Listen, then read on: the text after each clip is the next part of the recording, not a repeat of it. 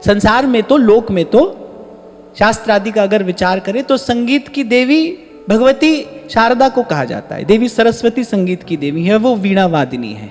पर जो मूल रूप में जो संगीत का उद्गम हुआ है वो तो हुआ है रस और भाव मूर्ति से, क्योंकि संगीत में दो ही वस्तु है, रस है और भाव है।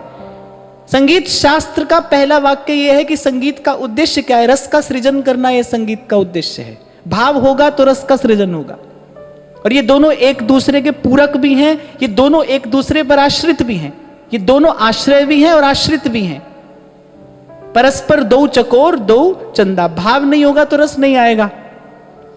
मान लो कोई व्यक्ति गा रहा है, अगर वो उसके भीतर भाव नहीं है तो सुनने वाले को रस नहीं आएगा, रस नहीं आएगा तो भाव नहीं बनेगा, तो दोनों एक दूसरे के पूरक हो गए ना।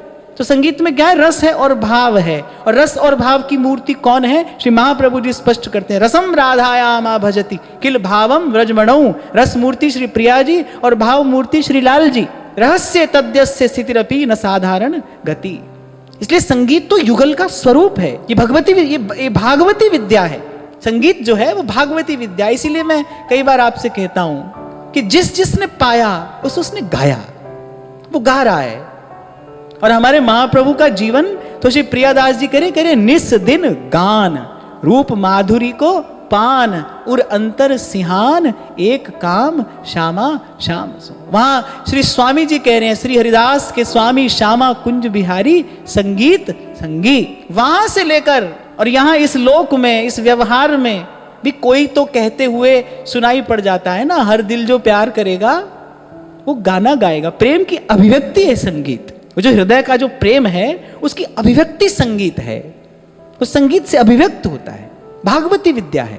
और मैं बड़ी विनम्रता पूर्वक की बात ये कह रहा हूं कि ये मनोरंजन के लिए नहीं है। जो हमारा शास्त्रीय संगीत है वो मनोरंजन के लिए नहीं है, वो तो भव भंजन के लिए है। गाते गाते संत भव सिंधु से पार हो गए प्रभु का गुण गाते गाते।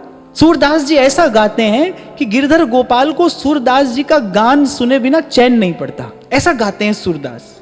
मीरा जब अपने तंबूरे पर तान छेड़ती हैं तो योगियों का सहज मन होता है, भाई थोड़ी देर के लिए ये अपना ध्यान समाधि छोड़कर और जाकर इस रस का पान करें। संगीत। एक बात और कहकर आगे चलूंगा कि जिसके जीवन में संगीत है उस व्यक्ति के जीवन में कभी निराशा और अवसाद नहीं आ सकते, जिसके जीवन में संगीत है। और फिर गुरुजनों की कृपा से, संस्कारों के बल से यदि ये भाव प्रभु के चरणों में निवेदन कर दिया जाए, फिर तो कहना क्या है। फिर तो मैं बड़ी दृढ़ता पूर्वक कह रहा हूं, फिर उसे किसी और साधन की आवश्यकता ही नहीं है।